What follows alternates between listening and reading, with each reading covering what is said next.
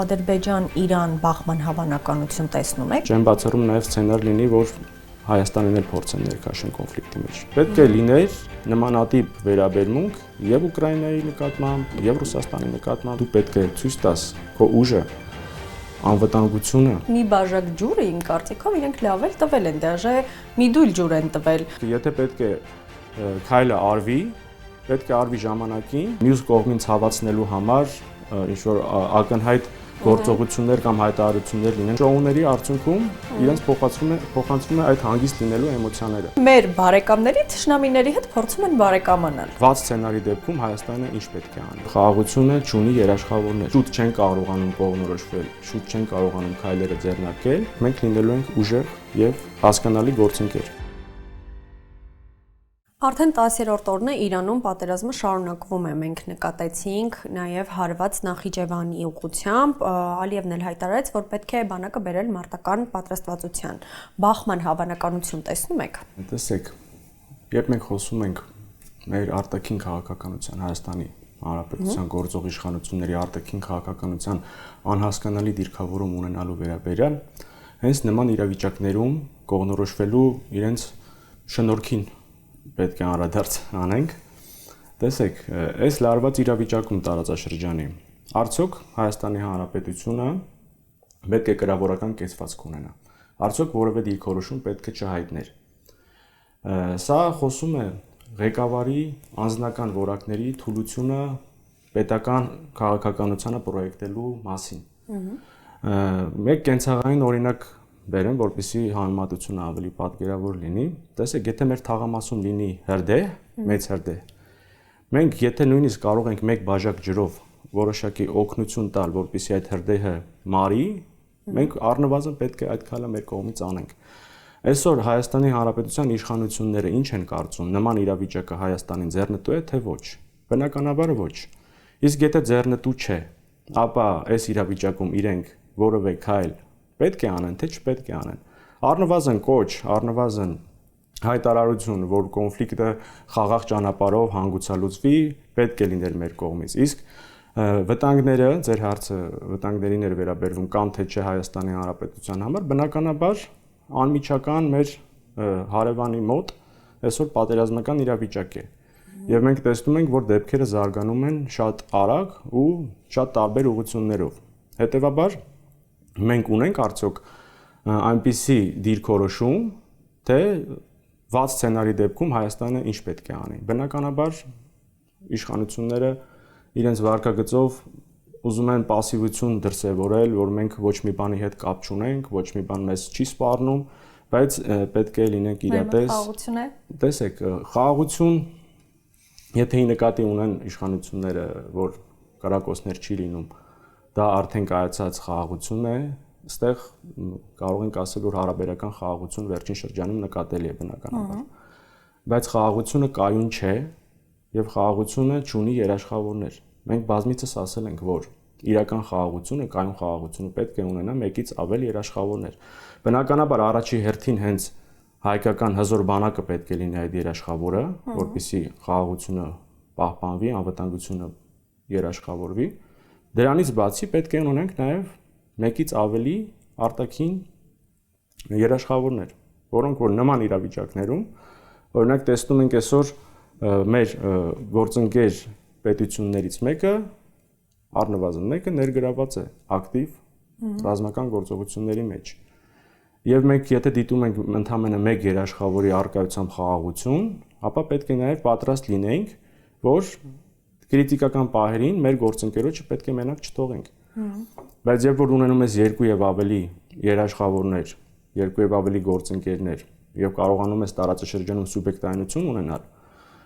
այս իրավիճակում արդեն կարողանում ես դու էլ քո միջամտությամբ հայտարարությունների տեսքով կլինի, չգիտեմ, հարթակ տրամադրելու տեսքով կլինի, գոնե մի քայլ անես, որպեսզի լարված իրավիճակը հանգուցալուծվի։ Ես մի փոքր համաձայն չեմ ձեր այն դիրքորոշման հետ, որ пассивությունը ցուցաբերում Հայաստանի Հանրապետությունը, այդ մի բաժակ ջուրը իմ կարծիքով իրենք լավ էլ տվել են, դաժե մի դույլ ջուր են տվել։ Օրինակ, երբ որ սպանվեց Իրանի գերագույն հոգևոր առաջնորդը, ցավակցության խոսքը հնչեց 48 ժամ անց։ Երբ որ Իրանը թիրախավորեց Նախիջևանը, Ադրբեջանին աջակցություն հնչեց նույն օրը։ Հայաստանի իշխանությունների կողմից եղավ զանգ արտգործնախարարի եւ Ադրբեջանը իր սոցհարթակներում հրապարակեց այն երկրների ցանկ, ովքեր աջակցություն են հայտնել իրեն, որտեղ ներառված էր նաեւ Հայաստանը։ Տեսեք, այստեղ եթե խոսքը գնում է միտումնավոր ինչ որ դիվանագիտական քայլեր անելու վերաբերյալ, բնականաբար բացասական եմ անդրադառնում հենց նման դիրքավորումներին։ Իսկ ինչ վերաբերվում է միգուցե այն հանգամանքին, որ շուտ չեն կարողանում կողմնորոշվել, շուտ չեն կարողանում քայլերը ձեռնարկել, ստաղ ավելի շատ հակված են մտածել այդ ճանապարհով, որովհետև շատ դեպքերում մեր առաջնահերթությունները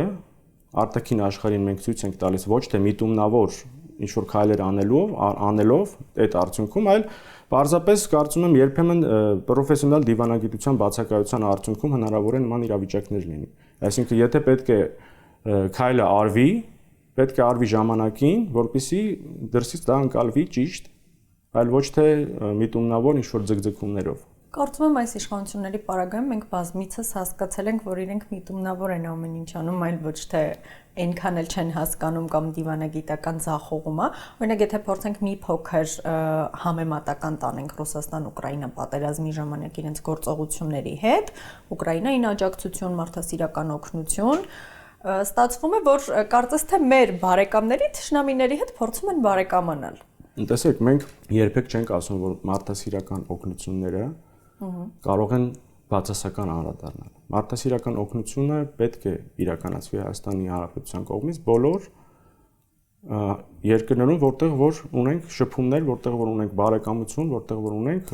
համագործակցություն։ Բարեկամ երկրից չի արվում, իսկ նրա դեմ պատերազմողի համար արվում է։ Հա, բայց այստեղ տեսեք,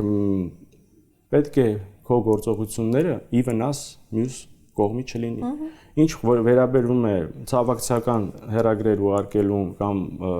աղետների ժամանակ մարդասիրական օգնություններ տրամադրելուն, միանշանակ դրան կողմ ենք։ Բայց պետք է մեր գործողությունները լինեն բալանսավորված բոլոր կողմերի հետ, եթե մենք չենք հանդիսանում կոնֆլիկտի կողմ, մենք պետք է կարողանանք ճիշտ դիվանագիտության միջոցով կառուցել հարաբերություններ, այլ ոչ թե մյուս կողմին ցավացնելու համար ինչ որ ակնհայտ գործողություններ կամ հայտարարություններ լինեն հակամարտող կողմերից որևէ մեկի ի աջակցություն կամ ի վնաս։ Այստեղ խոսքը գնում է էլի պրոֆեսիոնալ դիվանագիտության բացակայության մասին։ Եթե մեր իշխանությունները փորձ էին անում, որպեսզի մենք ցույց տանք աջակցություն ոչ թե Ռուսաստանին, այլ խաղաղությանը, պետք է լիներ նմանատիպ վերաբերմունք եւ Ուկրաինայի նկատմամբ, եւ Ռուսաստանի նկատմամբ, որովհետեւ տեսնում ենք երկու կողմերն էլ ցավալիորեն մեծ կորուստներ են կրում։ Դե հա, ինչպես նաև այսօր Իրանը եւ Իսրայելը երկու կողմերն էլ կրում են կորուստներ։ Իսրայելը իր քաղաքացիներին հորդորել է խուսափել մեկնել որոշ երկրներ, այդ թվում նաև Հայաստան։ Բայց Հայաստանի ղեկավարությունը պերաշկի, կուկուռու, սուջուխ շոուների մեջ է։ Ունա թե գալիս քաղաքացիների վրա ասում էր, չի երևում, որ ուրախ եք, մեր էշխելքն ասա, որ ասֆալտ են կարել եւ նմանատիպ այլ դիրքորոշումներ, դա արդեն մի քանի անգամ կրկնվել է այդ ներկուսակցական քարոզարշավների շրջանակներում։ Լավ, մենք անհանգստանալու ոչինչ չունենք։ Տեսեք, ինչ վերաբերվում է այդ քրիտիկական պահին կարկանդակներ կամ եգիպտացորեն ուտելուն, ապա բնականաբար, երբ որ դու իրականացնում ես ճիշտ քաղաքականություն, երբ որ քո երկրի քաղաքացիները վստահ են, որ դու ուժեղ ես եւ ապահով, այդ պարագայում կարող ես թույլ տալ նաեւ նման ճոխություններ, որտեղ այդ պարագայում այդ արդեն ճոխություն է համարվում նման իրավիճակում, երբ որ հարյուրավոր մարդկանց կյանքեր են վտանգված եւ բազմաթիվ զոհեր են լինում, այդ թվում նաեւ մանկահասակ։ Այդ ժամանակ քո երկրի քաղաքացիներին, քո հայրենակիցներին դու պետք է ցույց տաս քո ուժը, անվտանգությունը եւ երաշխավորված խաղաղությունը։ Իսկ դա ոչ թե կարկանդակ ուտելով է լինում, այլ ճիշտ քաղաքականությամբ։ Այսօր մեր հասարակությունը ոչ թե այդ խաղաղությունը զգում է, որովհետեւ գիտենք, որ ուժեղ առաջնորդ ունենք, որովհետեւ ոչ թե գիտենք, որ ուժեղ բանակ ունենք, ուժեղ երաշխավորներ եւ լավ գործընկերներ ունենք, այլ պարզապես շոուների արդյունքում իրենց փոխանցվում է այդ հանգիստ լինելու էմոցիաները։ Այդ ամեն ինչում որևէ հիմք չկա մեր հասարակության մեջ, որպեսզի վստահ լինենք, քանի որ մեր բանակը հզոր է, մեզ կպաշտպանի, մենք, չգիտեմ, նորարարական տեխնոլոգիաներ ենք կիրառում, վստահելի գործընկեր ենք, ունենք լավ բանակցային հմտություններ, դրա համար մենք ապահով ենք։ Այդ ամեն ինչը ինձ թվում է հասարակության մոտ բացակայում է։ Իսկ այդ բացը լրացնելու համար մարդկանց մոտ տենց շոուներ անելու անհրաժեշտությունը արդեն առաջանում։ Ինչ հնարավոր զարգացումներ կարող են լինել այս պատերազմում եւ ինչ ազդեցություն դրանք կարող են ունենալ Հայաստանի վրա ըստ ձեզ։ Տեսեք, ես կանխատեսումներ չէի ցանկանա անել, ինչ զարգացումներ կլինեն, քանի որ բոլոր կոնֆլիկտի մեջ ներառված կողմերը Հայաստանի Հանրապետության համար բարեկամական կամ ընկերական համագործակցային հարաբերությունների մեջ են։ Եվ մեր ցանկությունը կլիներ 1 օր առաջ, որպեսզի ավարտվեր այս կոնֆլիկտը կամ առնվազն տեղափոխվեր բանակցային դաշտ։ Իսկ սրացումը եւ արդեն հակամարտության ավելի նոր պետությունների ընդգրկելը մենք տեսնում ենք այսօր։ Կա վտանգ, այո։ Իսկ այդ վտանգները ինչպես են կառավարվում, արդեն դուք նշեցիք։ Իսկ դուք իմ առաջին հարցին ի դեպ չպատասխանեցիք Ադրբեջան-Իրան բախման հավանականություն տեսնում եք։ Արդյոք սա փորձ է Ադրբեջանին ներքաշելու պատերազմի մեջ։ Չեմ բացառում, որ նմանատիպ սցենար լինի։ Չեմ բացառում նաև սցենար լինի, որ Հայաստանին էլ փորձեն ներքաշեն կոնֆլիկտի մեջ։ Այստեղ նայեք, պետությունները առաջնորդվում է ամեն մեկը իր շահով։ Հայաստանի Հանրապետության պարագայում շահը տարածաշրջանային խաղաղությունն է, որովհետև մենք չունենք որևէ շահագրգռվածություն այս կոնֆլիկտի մեջ ներգրավվելու կամ որևէ կողմին աջակցելու կամ վնասելու։ Մենք պետք է մեր շահը առաջ տանելու համար առնվազն դիվանագիտական գործիքակազմը օգտագործենք, որպեսզի կոնֆլիկտը հնարավորինս շուտ տեղափոխվի դեպի բանակցային փուլ։ Եվ մեր վերջին հարցը, պարոն Դանիելյան, ինչպիսի արտաքին քաղաքականության կարող ենք ականատես լինել ձեր ուժի հաղթանակի պարագայում, որն է ըստ ձեզ ճիշտ ուղին ուժեղ Հայաստանի համար ճիշտ ուղին, որն է արտաքին քաղաքականության մեջ։ Մեր արտաքին քաղաքականության վերաբերյալ առաջինը, որ պետք է նշենք, մենք լինելու ենք ուժեղ եւ հասկանալի գործընկեր։ Սամվել Կարապետյանի կենսագրությունը ցույց է տալիս, որ նա կարողանում է հարաբերություններ կառուցել տարբեր ոլորտի, տարբեր բնակավարների ամենաառաջատար ներկայացուցիչների հետ։ Եվ այդ բանակցային հմտությունները բնականաբար պետք է կիրառվեն հենց Հայաստանի Հանրապետությանը ի շահ։ Ինչպես նշեցի, առաջնային մեր նպատակը խաղաղությունը ամրապնդելն է, խաղաղությունը կայուն դարձնելն է։ Մեր արտաքին քաղաքականությունը միտված է լինելու հայկական շահը առաջ տանելով ունենալ կայուն խաղաղություն, որը որ կունենա մեկից ավելի երաշխավորներ։ Նաև տնտեսական կապերի զարգացումը ամենատարբեր կենտրոնների հետ։ Արդեն եղած Եվրասիական տնտեսական միության մեջ սուբյեկտայնության բարձրացում եւ նոր գործընկերների հետ նոր հարաբերությունների կառուցում։ Շնորհակալ եմ, պարոն Դանիելյան։ Ես եմ շնորհակալ։